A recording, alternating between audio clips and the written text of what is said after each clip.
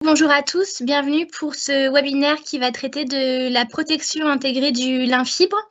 Pour cette session ce matin, nous vous proposons de revenir sur les derniers résultats de la campagne et puis également de faire un point réglementaire sur la culture du lin fibre de printemps et du lin fibre d'hiver.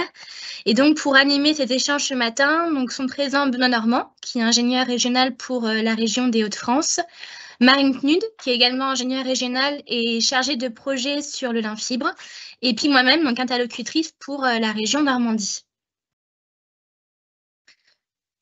La session de ce matin se décomposera sur 3 parties. Donc, il y aura une première partie qui va traiter de la gestion des altises, qui sera animée par Marine Knud. La seconde partie donc, traitera de la gestion des adventices. Elle sera animée par moi. Et la dernière partie du webinaire sera sur la gestion des maladies et de l'averse et sera présentée par Benoît Normand. Bonjour, alors moi je vais vous parler des altices du lin. Donc les altices, ce sont les principaux ravageurs du lin. Et quand on parle d'altices du lin, on parle en fait de 2 espèces différentes. Hop, la diapo va arriver. Donc Apophthena aforbiae et Longitartus parvulus. Ce sont des espèces qui ont un cycle de développement à peu près similaire, donc qui vont hiverner au stade adulte et qui vont sortir d'hivernation à fin d'hiver, début printemps, donc quand les températures vont atteindre 9-10 degrés. Elles vont alors se nourrir de leurs plantes hôtes, se reproduire, pondre, et une seconde génération va sortir de terre aux alentours de juin-juillet, puis rentrer en diapause, donc à l'entrée d'hiver, donc vers octobre. Donc, la période de sensibilité du lin aux altices s'étend du semis jusqu'au stade 3 à 5 cm. Donc, en effet, les altices peuvent être présentes sur les parcelles de lin dès le semis. Et les dégâts sont assez remarquables, puisque comme on peut voir sur la photo suivante, qui va s'afficher, les dégâts prennent la forme de morsures, donc vont avoir une forme d'impact de balle. Et en cas d'attaque assez importante, cela peut ralentir le développement des linières, fragiliser le lin et baisser la qualité de la fibre. En cas d'attaque assez forte, les bourgeons terminaux peuvent être touchés et ce sont les bourgeons axillaires qui vont prendre le relais et la fibre va être de moins bonne qualité. Et en cas d'attaque très forte, il y a un risque à ce que la parcelle soit complètement ravagée. Donc, dans la suite de la présentation, je vais vous présenter les différents leviers, donc les leviers à mettre en place en amont, l'évaluation du risque et enfin les leviers de l'aide directe qui sont disponibles pour lutter contre les altises. Depuis 3 ans, nous suivons un réseau de parcelles de lin afin de comprendre quels sont les facteurs qui vont influencer d'une part l'abondance en altise et d'autre part les dégâts. Donc, parmi les résultats de cette étude, on voit que la vitesse de croissance de la linière va être un paramètre qui va être important. Donc, comme on peut voir sur ce graphique-là, donc vous avez en ordonnée le niveau de dégâts, appréhendé à travers la variable pourcentage de biomasse dévorée par les altises. Et en abscisse, vous avez le nombre de jours entre le semis et le stade 3 à 5 cm. Donc, soit en fait le nombre de jours de la période de sensibilité du lin. Autrement dit, en fait, sa vitesse de croissance. Et ce que nous pouvons voir sur ce graphique, c'est que plus le lin va grandir rapidement, donc moins il y a de jours entre le semis et le stade 3 à 5 cm, moins les linières seront touchées par les altises. Donc, il est essentiel d'assurer une levée rapide et homogène des linières afin de limiter la période d'exposition aux altises. Un autre paramètre important, ça va être les conditions de semis. Et il va être vraiment nécessaire de semer dans des conditions réchauffées afin de permettre un meilleur état du sol. Donc, vous voyez sur le graphique de gauche, donc vous avez le niveau de dégâts, donc illustré à travers le pourcentage de biomasse dévorée par les altises, en fonction de la quantité de mottes. Et ce que nous pouvons voir, c'est que les parcelles présentant le plus de mottes sont en général plus touchées par les altises que celles qui en présentent moins. Et sur le graphique de droite, vous pouvez voir la quantité de mottes en fonction de la période de semis. Donc, les linières qui ont été semées plus précocement, donc ici autour du 5 au 18 mars, sont en général, comptent en général plus de mottes que celles qui ont été semées plus tardivement en avril. Donc, ces graphiques montrent bien en fait l'intérêt d'attendre des conditions de semis vraiment propices, d'éviter de semer dans un sol trop humide et pas assez réchauffé, afin de permettre à la fois une levée rapide et des bonnes conditions du sol.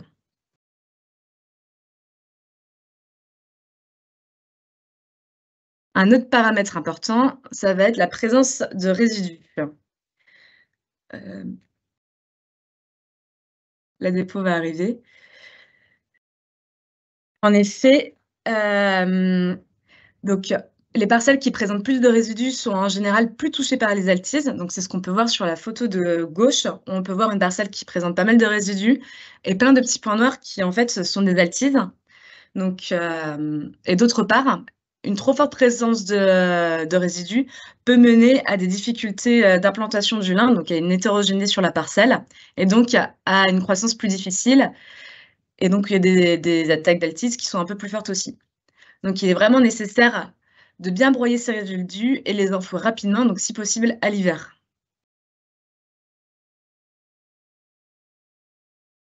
Donc une fois que les parcelles sont semées, la prochaine étape va être d'évaluer le risque pour savoir s'il faut ou pas traiter.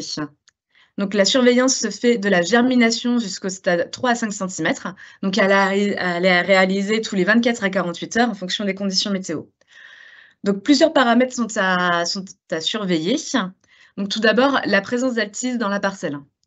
Donc pour ça, nous proposons une technique, donc ça s'appelle le dénombrement du nombre d'altises sur une feuille A4 verte.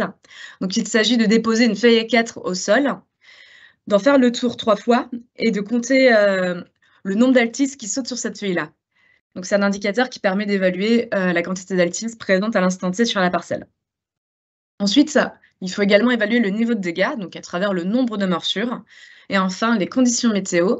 Donc sachant qu'un temps ensoleillé va être favorable aux altises, mais aussi au traitement insecticide, tandis qu'un temps nuageux va être défavorable aux altises, mais également, au traitement insecticide. Donc tous ces paramètres sont, résumés dans la grille de risque suivante, donc qui va arriver à l'écran.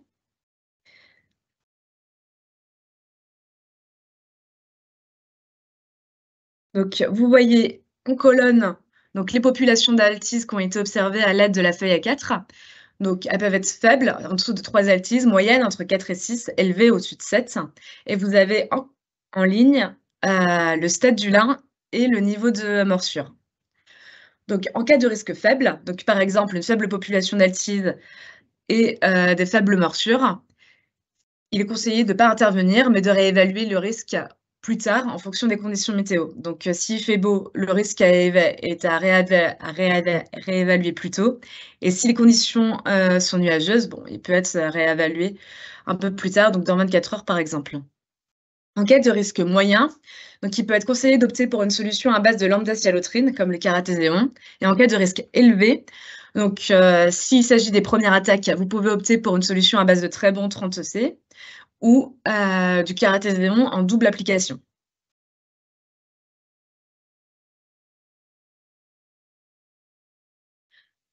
Donc vous avez ici, un graphique qui est issu d'un des essais de lutte directe menés en 2023 sur les altises du lin.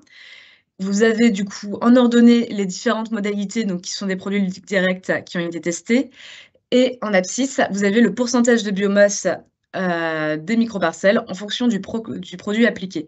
Donc plus les microparcelles étaient développées, plus ce pourcentage de biomasse était important. Et ce qu'on peut constater, c'est que les parcelles traitées au caratéséon, présentent beaucoup plus de biomasse que les parcelles qui n'ont pas été protégées contre les altises, donc le témoin non traité. Donc, on peut voir que les produits de ligue directe sont encore efficaces. Donc, comme on peut voir aussi sur cette photo où on voit des altises mortes à la suite d'un caratéséon. Donc, les produits de ligue directe sont encore efficaces et nous sommes en train d'étudier encore des spécialités, donc, afin éventuellement d'étoffer la gamme plus tard. Mais ce qui va vraiment jouer sur l'efficacité de l'application produit, c'est surtout les conditions d'application. Donc il est vraiment important de respecter, certains, paramètres lors du traitement afin d'optimiser sa lutte chimique. Donc tout d'abord, il faut traiter quand les altises sont présentes dans les linières. Donc en effet, la plupart des produits sont des produits de contact, donc pour qu'ils puissent fonctionner, il faut qu'ils puissent toucher les altises. Donc c'est pour ça qu'il est vraiment nécessaire de faire le test de la feuille A4 pour vérifier si les altises sont actives, le jour du traitement. Ensuite, l'objectif est de faire un nuage, de petites à moyennes gouttes. Donc pour ça, il faut adapter le type de buse et traité avec un volume de bouillie assez conséquent, donc plus de 150 litres par hectare. Attention, dans ces conditions, le risque de dérive est plus important.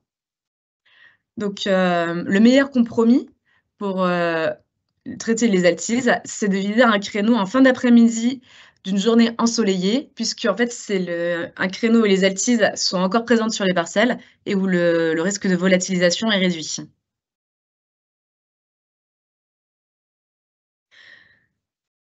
Donc pour conclure, donc ce qui est vraiment important pour, pour lutter contre les altises, déjà, c'est d'anticiper le risque, donc d'assurer une croissance rapide à travers des bonnes conditions de semis qui permettent, nos colins de se développer rapidement et d'avoir une bonne structure de sol, de limiter la présence de mottes et de résidus. Ensuite, il est vraiment nécessaire d'évaluer le risque régulièrement, donc de la germination jusqu'au stade 3 à 5 cm, donc tous les 24 à 48 heures, et de vérifier à la fois la présence d'altises sur la parcelle, les dégâts et de veiller aux conditions météo. Enfin, ce qui va permettre au traitement d'être efficace, ça va être de favoriser les traitements en fin d'après-midi puisque les altises sont présentes sur les parcelles et d'ajuster le volume d'eau et les buses afin de créer un nuage composé de petites à moyennes gouttes qui ont plus de chances de toucher les altises. Je vous propose maintenant de passer à la partie désherbage sur le lin fibre. Alors, si on fait un focus dans un premier temps sur la culture du lin fibre d'hiver, donc on avait 2 essais qui ont été mis en place sur la campagne 2022-2023, donc un qui était localisé dans l'Eure à Sébécourt et l'autre qui était dans l'Oise à Dameraucourt. Vous retrouvez sur le tableau présent sur la diapo toutes les stratégies qui ont été évaluées dans ces 2 essais. Donc vous voyez qu'il y a un certain nombre de produits sous numéro, aussi bien pour un positionnement en prélevé qu'au stade post-levé, donc à 3-5 cm de la culture. Donc vous voyez qu'aujourd'hui, on continue à essayer de trouver de nouvelles solutions pour avoir davantage de possibilités de désherber la culture du lin fibre d'hiver. Et ce que je vous propose aujourd'hui, c'est de faire un focus sur les 3 stratégies à base d'alliés, donc qui ont été mises en œuvre au stade 3-5 cm. Donc vous voyez que l'allié a été positionné à une dose de 15 grammes par hectare et associé avec différents produits, donc des hormones tels que le métis ou le lontrel, et puis de la bentazone avec le Basagran. Et l'idée de ces associations, c'était d'essayer de voir, d'évaluer leur intérêt en fait pour aller chercher davantage d'efficacité sur des fleurs particulières telles que des kénopodes, des renouéliserons ou encore des coquelicots, et en même temps de vérifier quelle était la compatibilité de l'association de ces produits. Donc, vous retrouvez ensuite un graphique qui récapitule un petit peu les conditions météo qui sont survenues au moment des différents traitements. Donc là, c'est sur l'essai qui était localisé dans l'Eure à Sébécourt. Quand on regarde le traitement, donc le T1, c'est le traitement qui a été fait au stade 3-5 cm. Sur l'essai, on voit qu'on avait des conditions très douces un peu avant et dans les jours qui ont suivi le traitement, avec une température moyenne qui était autour de 15 degrés Celsius, et puis des cumuls d'eau un peu avant et un petit peu après le traitement, mais qui n'étaient pas excessifs. Dans ces conditions d'automne doux, dans cet essai, on a cherché à regarder quels étaient les niveaux de sélectivité des différentes stratégies avec l'allié. Donc, vous retrouvez ici un graphique qui synthétise les notations de sélectivité. Elles sont sur une échelle de 0 à 10. Donc, quand on est à 0, les collègues expérimentateurs ne voyaient aucun symptôme visuel de manque de sélectivité des stratégies. Et quand on est sur une note de 10, c'est qu'il n'y a plus de lin dans la parcelle. Et quand on est à une note qui est équivalente ou supérieure à 3, ça signifie que les symptômes visuellement observés au champ vont avoir un impact probablement sur le rendement. Et donc là, vous voyez qu'avec les différentes stratégies qu'on a mises en œuvre avec l'allié SX à 15 grammes, on a quand même de la phytotoxicité, donc des symptômes qui se sont rapprochés davantage d'un tassement que d'une décoloration, mais qui étaient visuels au champ, avec une note parmi les plus hautes pour la stratégie qui associait l'allié SX avec l'hormone MCPA, donc le métis, à 0,2 litres par hectare. Donc, ce qu'on peut voir, c'est qu'effectivement, on le sait, hein, les produits tels que les hormones ou le Basagran, ce sont des produits qui vont qui ont une action foliaire et donc qui nécessitent un temps vraiment poussant, une végétation poussante pour limiter au maximum les symptômes de phytotoxicité sur la culture. Donc là, ça se vérifie encore avec l'essai de Sébécourt. Et puis, donc, si on regarde cette fois-ci les conditions météo qui sont survenues sur l'essai qui est localisé dans l'Oise, à Dameraucourt, ce qui est intéressant, donc, c'est de voir que pour cet essai qui a été semé le 4 octobre, la prélevée a été réalisée le 10, et puis qu'ensuite, il y a eu 2 interventions de post-levée, mais qui ont été réalisées en sortie d'hiver.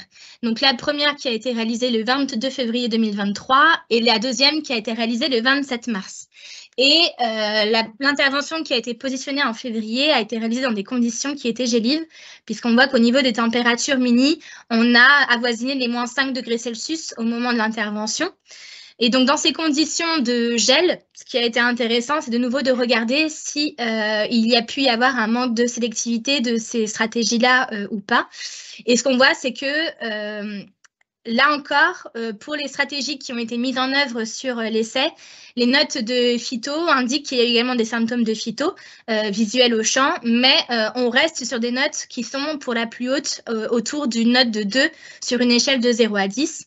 Donc, ce qui montrerait que dans des conditions gélives, le produit AliSX, donc qui est quand même une sulfo, aurait une souplesse d'utilisation qui serait un peu plus large et qui tolérerait mieux les températures froides que les autres sulfos qui peuvent être à disposition pour un désherbage à l'automne sur la culture. Donc, pour justement parler un petit peu des stratégies qui peuvent être mises en œuvre pour le désherbage du lin fibre d'hiver, donc par rapport à des fleurs graminées, la première préconisation, c'est en cas d'infestation de graminées sur la parcelle, de pouvoir intervenir le plus tôt possible, donc avec du trialate, donc l'Avadex, dès le stade pré-semis. Et puis ensuite, eh bien, de réintervenir pour un rattrapage de post-levée. Alors, soit à l'automne, si l'infestation en graminées est très forte ou est très précoce dans la parcelle, soit en sortie d'hiver. Ce qu'il faut avoir en tête, c'est que si l'intervention se fait à l'automne, on sait que les interventions avec des antigraminées peuvent fragiliser la culture et la rendre plus sensible au gel. Donc, ce qui va être primordial pour le raisonnement d'une stratégie à l'automne, ça va être vraiment de s'assurer d'avoir un créneau non gélif dans les jours qui vont suivre l'intervention. Et puis, si l'infestation en graminées peut attendre, n'est pas forte et peut attendre une réintervention en sortie d'hiver, eh bien plutôt privilégier du coup une réintervention en sortie d'hiver. Et donc là, vous retrouvez l'ensemble des solutions qui sont disponibles, donc avec du foliaire ou bien du Stratos Ultra ou bien une association de Select et de Stratos Ultra si la pression est vraiment très forte en graminées. Pour gérer la fleur dicotylédone dans les parcelles de lin fibre d'hiver, donc il reste encore certaines mésotriènes qui peuvent être utilisées à l'automne sur la culture. Donc c'est notamment le cas du Caliprime Extra qui n'a pas de restriction d'usage pour un positionnement à l'automne sur du lin fibre d'hiver. Et puis ensuite, donc effectivement, pour raisonner l'intervention de rattrapage en post-levée, là, pareil, il est possible de pouvoir intervenir à l'automne avec des sulfonylurées, donc type AliSX, Gratil ou Shaker, si l'infestation en dicotylédone est forte dans la parcelle.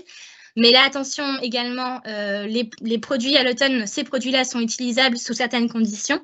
On pourra y revenir si vous avez des questions là-dessus. Et puis, on vient de le voir avec les essais, attention quand même aux températures fraîches, voire gélives. On a vu que l'AliSX pouvait apporter davantage de souplesse pour une utilisation face à des températures froides. Attention avec le Gratil ou le Shaker qui vont être un peu moins tolérants des températures froides. Et puis, si l'infestation permet de pouvoir plutôt réintervenir en sortie d'hiver, eh bien là, vous retrouverez d'autres stratégies proposées pour un rattrapage en sortie d'hiver avec du coup le Basagran et le Métis qui sont plutôt effectivement des produits à privilégier dans des conditions qui permettent à la culture d'être poussante. Si on continue cette fois-ci avec du coup les essais qui ont été réalisés sur le désherbage du lin fibre de printemps. Donc, on a 4 essais qui ont été conduits en Normandie et en Hauts-de-France sur la campagne 2023. Donc, en fait, on a souvent des questions sur les produits tel type Shaker, AliSX ou bien sur les hormones, de savoir est-ce qu'il est possible de les associer, quel impact ça peut engendrer en termes de sélectivité.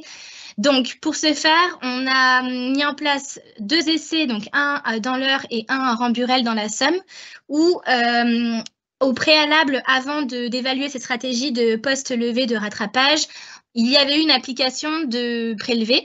Donc, dans le site de Bray, c'était du Caliprime Extra à la dose de 0,3 litres hectare. Et dans le site de Ramburel dans la Somme, c'était du Decano à la dose de 2 litres par hectare.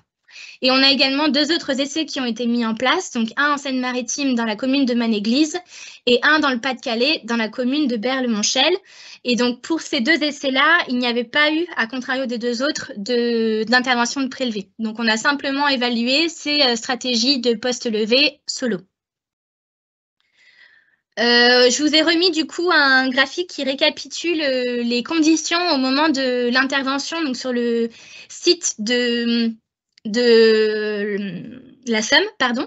Je ne l'ai pas remis pour les 3 autres essais parce qu'on retrouve à chaque fois les mêmes tendances, à savoir qu'après l'intervention qui a été réalisée soit au stade 3-5 cm, soit au stade 5-10 cm, eh bien, on a eu des conditions qui ont été peu poussantes à la suite de cette intervention, avec une absence de pluviométrie entre la mi-mai et la mi-juin, une augmentation des températures, en particulier sur le mois de juin, et puis pour rappel également, alors on ne l'a pas ici, mais un vent de nord-nord-est qui a été présent tout le mois d'avril et le mois de mai, et donc des conditions qui ont été assez stressantes pour le lin-fibre de printemps. Dans ces conditions-là, donc on a regardé à nouveau comment se comportaient les différentes stratégies en termes de sélectivité vis-à-vis de la culture du lin-fibre de printemps. Et donc, vous voyez que, il y a des symptômes de phytotoxicité qui ont pu être observés en fonction des sites et en fonction des stratégies qui ont été mises en œuvre. C'est le cas notamment sur le site de Ramburel, où effectivement on a des notes qui ont pu approcher la note de 3, notamment pour les stratégies telles que shaker métis, donc shaker 170 grammes plus du métis à 0,25 litres par hectare, ou bien la stratégie métis à 0,3 litres hectare plus Actirob. Donc effectivement, des symptômes qui se rapprochaient d'un tassement ou d'une décoloration. Et quand on a voulu regarder si cela avait pu engendré un impact sur les niveaux de rendement, donc sachez que sur les 4 essais qui ont été conduits, il y en a un où effectivement on a pu aller jusqu'au niveau de rendement. Donc c'est le graphique qui vous est présenté juste après, où là, alors il n'y a pas de différence statistique quand on fait les analyses statistiques entre les rendements des différentes stratégies. Il faut savoir que cette année, effectivement, on est sur une année où on a eu des très petits rendements. Donc là, dans l'essai, on était à un niveau de rendement à l'intérieur équivalent à 0,77 tonnes par hectare, ce qui explique le fait qu'on n'ait pas forcément réussi à mettre de différences statistiques en évidence, du fait qu'on avait une forte imprécision dans les essais. Néanmoins, on a une tendance qui se dessine, à savoir qu'avec la stratégie AliSX plus Basagrand, il n'apparaît pas de perte de rendement de cette stratégie-là vis-à-vis du témoin non traité. Et que si par contre on regarde des stratégies telles que métis à 0,3 litres hectare plus Actirob à 1 litre par hectare, on a une perte de rendement par rapport au témoin non traité de l'ordre de 23%. Donc, si on devait récapituler un petit peu, conclure par rapport à ces essais, ce qu'on peut dire, c'est qu'on sait que les produits type sulfonylurée ou hormones, ce sont des produits foliaires qui vont avoir une action en plus systémique. Et donc, pour ces produits-là, ce qui est important pour garantir au mieux l'efficacité et leur sélectivité, c'est de venir traiter au bon stade lorsque l'adventice est visible et que la végétation est poussante. Et que dans les conditions du printemps 2023, où effectivement, au regard des conditions météo qu'on a pu parcourir juste avant, on a vu que les plantes avaient été assez stressées par les conditions peu poussantes, eh bien, cela peut engendrer des symptômes de phytotoxicité. Et on voit que le produit AliSX, lui, qui a une part racinaire plus importante, eh bien, peut là aussi apporter plus de souplesse en termes d'utilisation dans des conditions stressantes, notamment par le fait qu'il peut quand même être valorisé par la plante en présence de rosée. Et donc, ça explique effectivement ce qu'on a pu observer dans les essais en 2023. Si on fait un focus également sur les spectres d'efficacité des différentes stratégies, donc effectivement, on voit que le fait de pouvoir associer des sulfonylurées notamment avec des hormones, ça peut permettre de venir chercher de l'efficacité sur des fleurs telles que les renouées liserons notamment ou les renouées des oiseaux. Donc, ça reste quand même des stratégies qui peuvent être intéressantes à mettre en œuvre dans des conditions poussantes et quand on est face à certaines flores qui peuvent être plus difficiles à réussir à atteindre sans ces produits type hormones. Et puis, donc, vous retrouvez sur la diapo d'après un exemple de programme, des exemples de programmes qui peuvent être mis en œuvre pour raisonner le désherbage sur le lin fibre de printemps. Donc, l'idée, c'est là encore, effectivement, en présence d'une fleur graminée dans la parcelle, de pouvoir intervenir avec de la Vadex dès le stade pré-semis. Et puis ensuite, de pouvoir aller chercher une efficacité sur les dicotylédones avec des stratégies de prélevé, type Decano, Caliprime Extra ou Callisto. Et puis ensuite, les interventions de rattrapage de post-levé seront à raisonner en fonction de la fleur dominante dans les parcelles. Donc en présence de graminées, plutôt réintervenir avec du Select, du Foliaire ou du Stratos Ultra. Et puis, si on a par contre une fleur dicotylédone dominante, eh bien privilégier les produits type sulfonylurée ou hormones en fonction de la flore qui va être observée dans la parcelle. L'important, c'est également d'avoir en tête de respecter un délai de 8 à 10 jours entre les interventions antidicotes et antigraminées de rattrapage de post-levé pour éviter au maximum les problèmes de manque de sélectivité vis-à-vis de la culture. On n'a pas forcément, pour ce matin, remis de résultats d'essai en lien avec le désherbage mécanique. Mais avec le recul des quelques années d'essai qu'on a pu mettre en place depuis 2017, aujourd'hui, ce qu'on sait, en tout cas ce qu'on peut retenir des essais, c'est que une intervention avec un outil mécanique va engendrer une perte de pied de l'ordre de généralement 15 à 20% de lin, mais cela va dépendre en fait du choix de l'outil en fonction du type de sol. Cela va également dépendre du stade de l'adventice au moment du passage de l'outil, également du débit de l'outil mécanique vis-à-vis de la sélectivité pour la culture. Donc, ce que l'on sait par rapport au type de sol, c'est que la herse et la houe sont des outils qui ne vont pas pouvoir être mis en place dans tous les types de sols et qui seront plutôt défavorables dans les sols type argilo-limoneux à silex ou dans les petites terres à cailloux. On sait que de toute façon, le désherbage mécanique, ça va être une stratégie qui peut être efficace pour gérer les dicotylédones, un peu moins pour gérer les graminées. Cela va dépendre du type d'outil mécanique et que par contre, face aux vivaces, c'est des outils qui auront un intérêt très, très limité. Et puis, donc, par rapport au stade des adventices, la herse et la houe rotative, ce sont des outils qui sont vraiment à positionner à un stade très jeune de l'adventice. Donc, quand on dit stade très jeune, c'est même le stade filament de l'adventice. Et que la bineuse, elle, peut offrir davantage de souplesse dans l'utilisation de l'outil vis-à-vis du stade de l'adventice.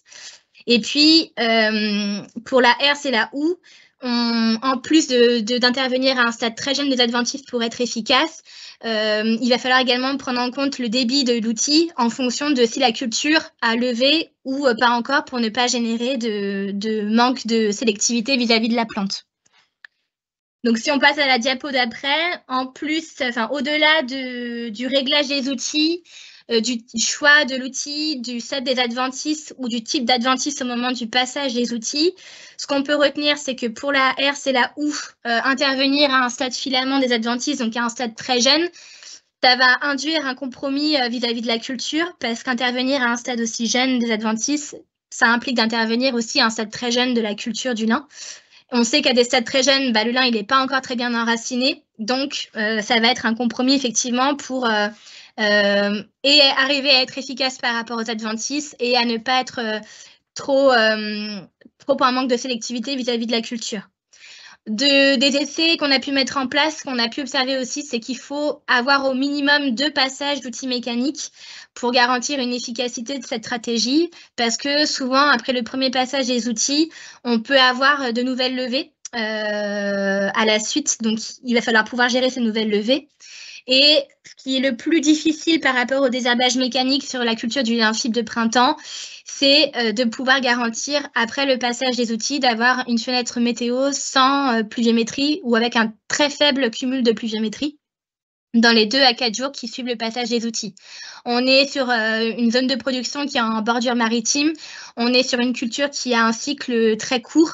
Donc, c'est très difficile d'arriver à trouver des fenêtres météorologiques qui peuvent garantir d'avoir systématiquement une absence de pluviométrie dans les jours qui suivent les interventions mécaniques. Donc finalement, ce qu'on peut retenir, c'est que le désherbage mécanique, c'est un levier parmi d'autres pour pouvoir gérer le salissement. Il n'est pas satisfaisant à lui seul, mais combiné avec d'autres pratiques, telles que notamment le travail du sol ou encore les faux semis, il peut importer un intérêt et permettre de réduire le recours aux intrants. Dernière partie, gestion des maladies et de l'averse.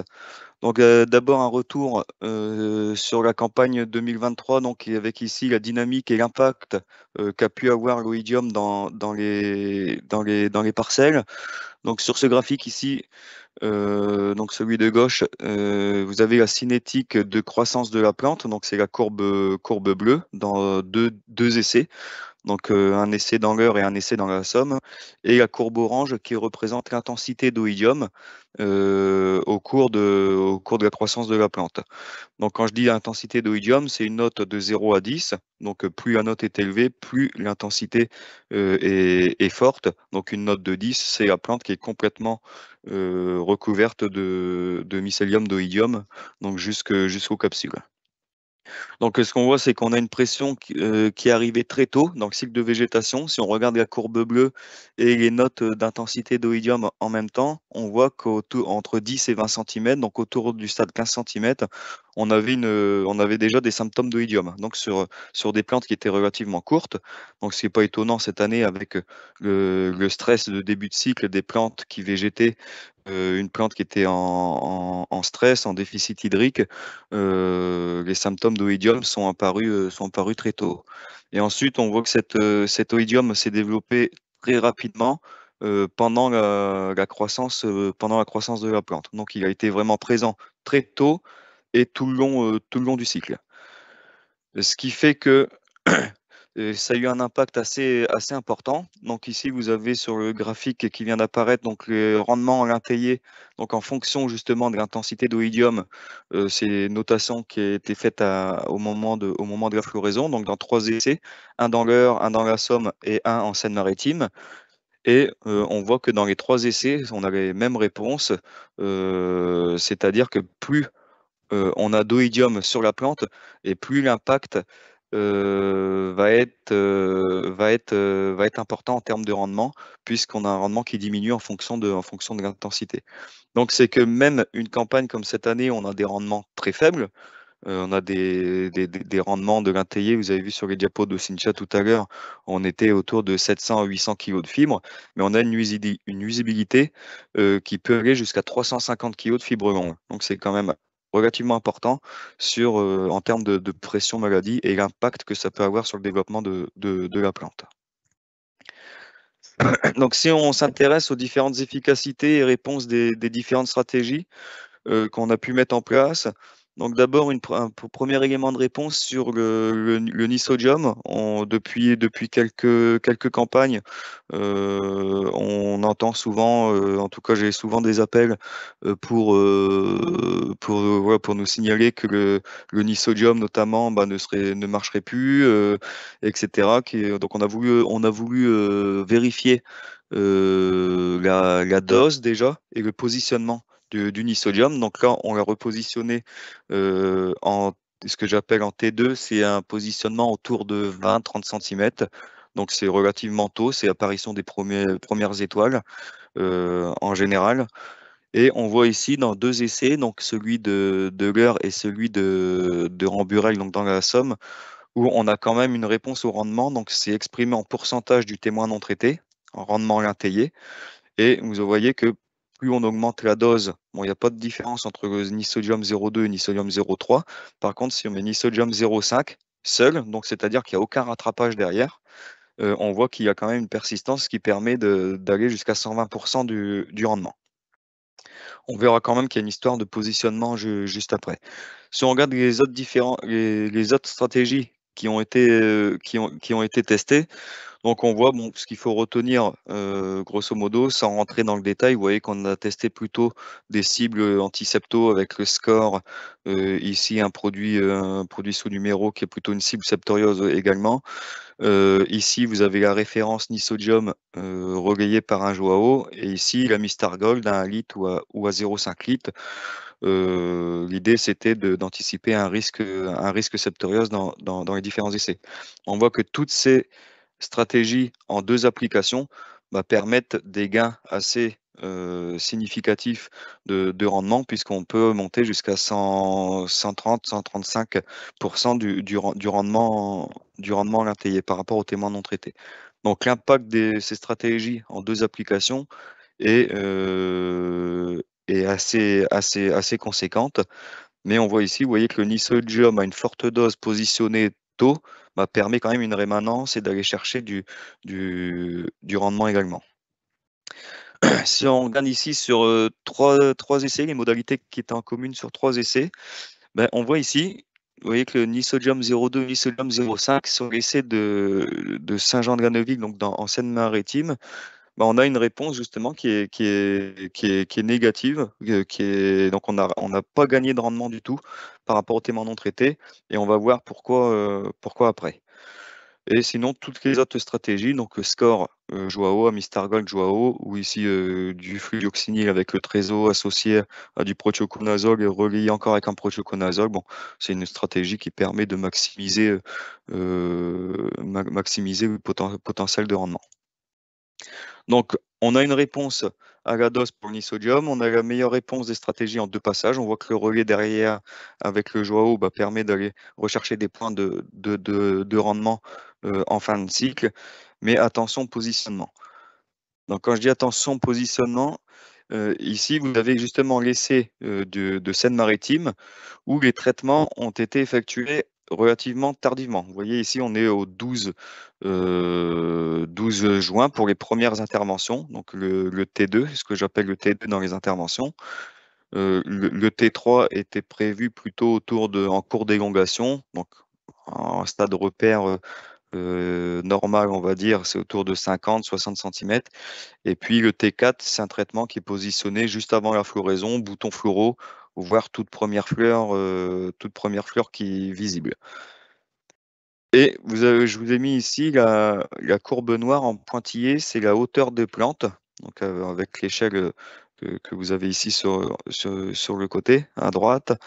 Et vous voyez que le T2, qui devait être positionné à 20-30 cm, a été positionné beaucoup trop tardivement le 12 juin. Et on voit ici, donc le traitement Joao, lui, a fait son travail quelque part. On voit que la curativité du prothioconazole, puisque on a limité la pression de l'oïdium pendant tout le cycle, enfin toute la fin de cycle du coup de développement.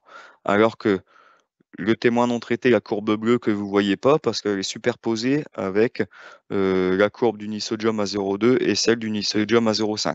C'est-à-dire que là, on est intervenu beaucoup trop tard avec le Nisodium sur des symptômes déjà bien présents, une plante très développée et donc un oïdium qui était beaucoup trop présent au moment de l'intervention, et on n'a pas profité de l'efficacité du cyclophénamide en termes de rémanence et de prévention quelque part de lutte contre l'oïdium. À l'inverse, si on regarde ici l'essai de l'heure, par exemple, donc là, les traitements ont été positionnés au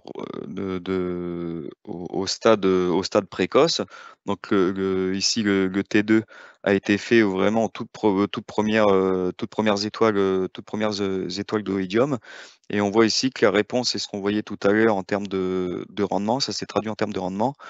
Le traitement Nisodium à 0,5, c'est la courbe grise.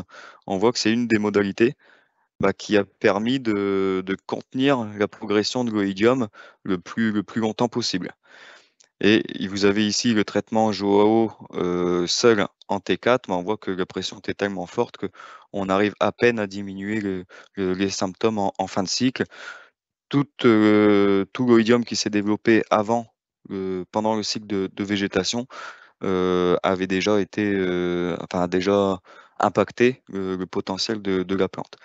Et puis vous avez la modalité de référence ici en jaune, Nysodium 0,25 en T2, donc ici fait fin mai, et puis relayé avec un joao, on voit qu'on arrive à contenir l'oïdium assez longtemps, grâce notamment au cyfluphénamide, ici positionné très tôt, qui permet de limiter quand même le développement de la maladie. Je vous ai mis pour information ici la progression de l'intensité d'oïdium sur une variété tolérante. Et on voit que malgré la tolérance de la variété, on voit que les symptômes, l'oïdium a progressé un petit peu dans la même dynamique que sur la variété sensible, à un niveau moindre certes, mais ça, voilà, les conditions de l'année stressantes ont fait que l'oïdium a pu se développer quand même sur les variétés, les plus tolérantes. Et justement, je vous ai mis ici donc, sur le petit tableau en bas à gauche donc, le gain moyen des différentes, de différentes modalités en l'intayé en pourcentage du témoin non traité, donc sur une variété tolérante et sur une variété sensible. On voit que même sur la variété tolérante, on a un gain quand même d'efficacité, de rendement en tout cas en l'intayé grâce à une protection fongicide. Ce gain est plus faible que sur la variété sensible, donc l'écart est moins important. On voit sur la variété sensible, on gagne en moyenne 15% de l'intayé par rapport au témoin non traité. Donc ça veut dire qu'on a, on a un impact qui est plus fort sur la variété sensible de la protection fongicide, donc beaucoup plus important à faire attention au développement de la maladie sur une variété sensible. Sur la variété tolérante, on a un gain systématique de rendement, mais beaucoup moins marqué que sur la variété sensible. Donc il y a quand même la tolérance variétale qui permet de limiter l'impact de l'oïdium sur le rendement. Et on a vu le positionnement et la dose du nysodium à bien positionner très tôt dans le cycle de végétation pour permettre de protéger la plante le plus tôt possible. Donc, quelques exemples de programmes de protection. Donc ici sur l'un de printemps, donc en fonction du niveau de pression. Donc en cas de pression forte, bon, c'est des tableaux qui sont diffusés depuis quelques temps maintenant dans nos préconisations, dans nos communications écrites, dans les Arvalis Info notamment, que vous pouvez retrouver sur Internet. Mais la préconisation, elle est vraiment là. Donc premières étoiles. Donc voilà, stade indicatif, c'est 20-30 cm, mais on le voit, je me répète, mais des années comme cette année, on en connaît de plus en plus, et des liens qui seront stressés très tôt peuvent être attaqués par de l'oïdium de plus en plus tôt aussi. Donc attention à bien surveiller le développement de la maladie dès la reprise, on va dire, dès le début des élongations, c'est-à-dire à partir de 10-15 cm. Il faut vraiment commencer à faire attention au développement de l'oïdium, d'autant plus dans des conditions stressantes. Donc là, en cas de très forte pression, on n'a pas trop de questions à se poser, hein, donc du prothioconazole, dose de 0,3, et puis un relais également avec du prothioconazole en début floraison. Ça permet de protéger la plante le plus longtemps possible, et c'est d'autant plus important en production de semences où grâce à la systémie qu'on a avec le prothioconazole, on va protéger le développement le développement de maladies sur les graines. Pression moyenne à forte. Donc là, on l'a vu tout à l'heure, Nysodium 0,3, 0,5 pour aller chercher de la persistance. On relaye à bouton fluoro avec un prothioconazole. Et en cas de pression plutôt moyenne, on peut associer Nissodium Joao en un seul passage à un stade intermédiaire. Ça va permettre d'aller chercher à la fois de la curativité et à la fois de la rémanence avec le Nissodium qui pourra permettre de protéger la plante jusqu'à son fin de cycle.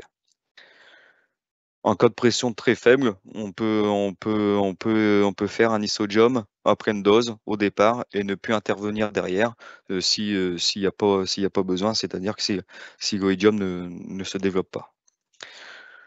En situation de risque septoriose, donc si on reprend les années références sur l'Inde de printemps où on a eu beaucoup de septoriose, donc 2016-2021, on a une intervention avec une spécialité à base de diphénoconazole notamment qui pourrait s'avérer nécessaire.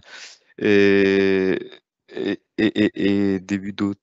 Et là, donc du coup, risque septoriose dès les premières étoiles. Donc là, c'est si on a un début de printemps. J'ai mis début d'automne sur ma diapo, mais c'est une erreur. C'est début de printemps, doux et humide, c'est-à-dire qu'on a des lins qui font leur début de croissance, donc du stade levé jusqu'à 5-10 cm dans des conditions très humides, très douces.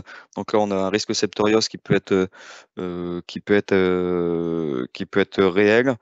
Et de ce fait, on surveillera bien les premiers symptômes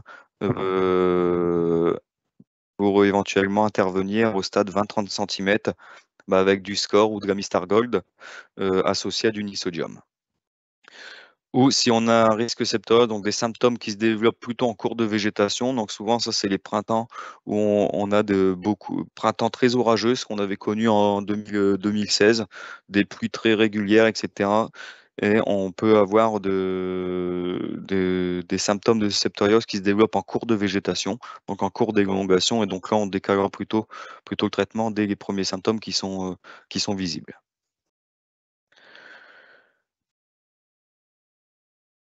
Si je fais un petit focus sur la gestion des maladies, cette fois-ci sur le lin fibre d'hiver. Donc là, on a quelques interrogations aussi vu le début de campagne, en tout cas cette année.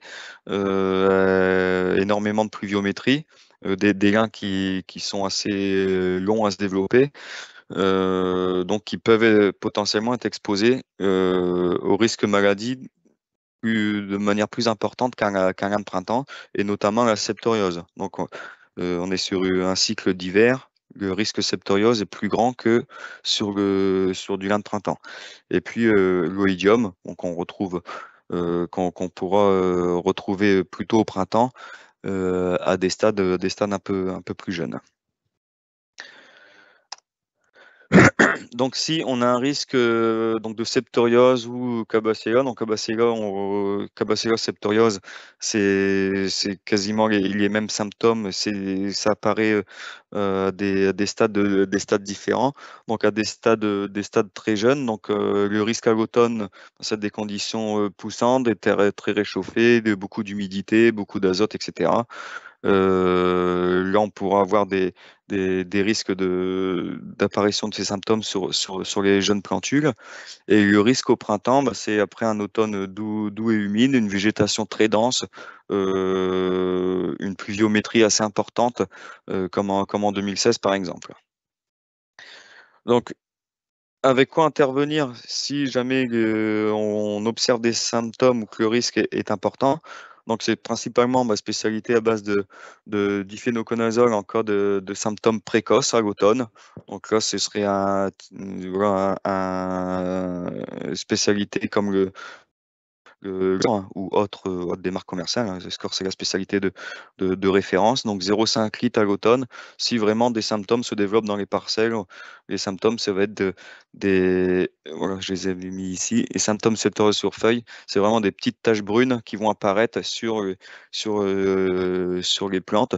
Et puis sur les tiges, on va avoir des tiges qui vont se nécroser, qui vont être comme pincer, se rétrécir, et puis devenir toute marron, voire jusqu'à disparition de plantes. Donc ça, c'est ce qu'on pourrait voir sur des symptômes d'automne. Sinon, on attend la reprise de végétation, donc 20-30 cm. Donc, si on a les conditions qui ont été favorables à la septoriose, on va voir les premiers symptômes. Donc, on attend de voir des symptômes avant d'intervenir. Et là, on peut intervenir avec un Amistar Gold 0,5 à 1 litre selon l'intensité des symptômes ou encore le score à 0,5. Mais pour le coup, si on a des symptômes vraiment déclarés en végétation, l'Amistar Gold aura une efficacité supérieure au score. Et pour la lutte contre l'oïdium, on n'a pas de révolution par rapport aux stratégies qu'on peut connaître sur le lin de printemps. Donc c'est du prothioconazole en cas de symptômes déclarés, sinon une protection nitodium, plus une protection en fin de cycle, donc c'est-à-dire boutons floraux, première fleur, avec du prothioconazole. Donc le risque, j'insiste un petit peu, mais le risque maladie sur le lin d'hiver est quand même plus important que sur le lin de printemps. Donc là, quelques exemples de programmes. Donc on a de intervention d'automne si on a des symptômes Kabbachiella, donc ce que j'expliquais tout à l'heure. En reprise de végétation 15-30 cm, si on a une intervention à l'automne, on fait rien. En cours d'élongation, c'est lutte contre l'oïdium, donc si pression forte, double prothioconazole, hein, en cours d'élongation, qu'on associera si jamais on a des symptômes de septoriose avec du score ou de la Amistar Gold. Et puis, au moment de la floraison, tout début floraison, on relaye avec un prothioconazole. Ou encore, score ou Amistar Gold si les conditions hivernales ont été favorables à la septoriose, qu'on associe à un isodium pour prévenir des attaques d'oïdium. Donc, tout premier symptôme d'oïdium, 15-30 cm du lin, tout début de printemps. Toujours relayé avec un prothioconazole au moment de la floraison. Et puis, en cours d'élongation, donc là, si on a vraiment des symptômes tardifs de septoriose, donc là, pas hésiter à associer du Joao avec du score ou de la Amistar Gold pour lutter contre la septoriose, mais bien attendre d'observer les symptômes sur les feuilles avant d'intervenir ou d'associer, pas prendre ce programme au pied de la lettre et le faire systématiquement. C'est vraiment en cas de présence de symptômes. Et puis, je vous ai remis ici quelques données réglementaires sur les différents produits. Donc, le score, 2 applications maximales, dose de 0,5. Stade d'application minimum 9 cm. L'Amistar Gold, c'est 4 cm jusqu'à fin floraison, en 2 applications autorisées à 1 litre. Le Joao autorisé, dose maximale homologuée 0,7 à 2 applications, donc du stade à partir de 10 cm jusqu'à fin floraison. Et puis le Nisodium, donc lui, il est homologué à 0,5 litres hectare, une application sur la culture. On peut le fractionner en 2 fois 0,25. Et stade d'application minimale, c'est 20 cm jusqu'à la floraison. Donc voilà pour les maladies et quelques mots sur la gestion de l'averse. Bon, ça fait 2 campagnes où on n'est pas forcément concerné par l'averse. La dernière, c'était de 2021. Donc en termes de références techniques sur les régulateurs, ça fait 2 années, c'est un petit peu année blanche, on va dire. Mais tout de même, on n'est pas à l'abri d'avoir une année où on peut avoir de l'averse. Donc quelques rappels quand même sur les facteurs de risque. Donc les facteurs de risque spécifiques à l'averse. Donc ces différents facteurs, c'est forcément le climat, le pluie, le vent, la température, le sol. Si on a un sol très riche en matière organique, en réserves utiles, etc. Et puis la plante, donc tout ce qui tourne autour de la plante, c'est-à-dire la densité de semis, attention à la densité de semis, le choix variétal, et puis bien sûr la protection régulateur qui doit vraiment intervenir qu'en cas de risque vraiment avéré. On verra après pourquoi. Donc bien évaluer le risque verse avant d'intervenir. Donc là on a une petite grille qui permet de bon, c'est des choses qu'on fait plutôt naturellement, on va dire, une fois qu'on est dans une parcelle, mais ça permet de reposer un petit peu toutes les différents facteurs de risque. Donc, et de choisir son intervention en fonction de ce risque. Donc en fait, l'idée, c'est d'attribuer une note de 0 à 3 en fonction de chaque facteur. Donc, par exemple, si je prends le facteur climat, si on a des orages imminents, on a beaucoup de vent, on a des températures supérieures à 25 degrés, on va mettre une note de 3. On va faire la même chose en connaissance du sol. Donc, si on a un sol très riche en matière en azote, très riche en réserves utiles, en matière organique, des limons profonds, donc des sols à gros potentiel, là également, on va mettre une note de 3. Et après, on va observer la plante et savoir la densité de plantes qu'on a au mètre carré, la vitesse de croissance, et puis observer le comportement de la plante lorsqu'on qu'on est on va l'effleurer, on va dire, dans les champs, on va voir si elle se redresse assez vite ou pas. Donc, ces différents facteurs, on additionne une note et l'addition de ces notes nous donne un niveau de risque. En fonction de ce risque, on va appliquer, on va décider ou non d'une intervention avec des spécialités type Toprex ou Carix. Par exemple, donc c'est les deux spécialités aujourd'hui qui sont vraiment les plus voilà, homologuées déjà et les plus efficaces. Et ensuite, on a l'été verse qu'on appliquera vraiment en cas de risque très très fort. Et par exemple, si je prends un risque très fort à un stade précoce, là, l'été verse à 0,6 ou 0,8 peut s'avérer nécessaire. Et plus le risque sera fort et précoce, plus on augmentera les doses des régulateurs.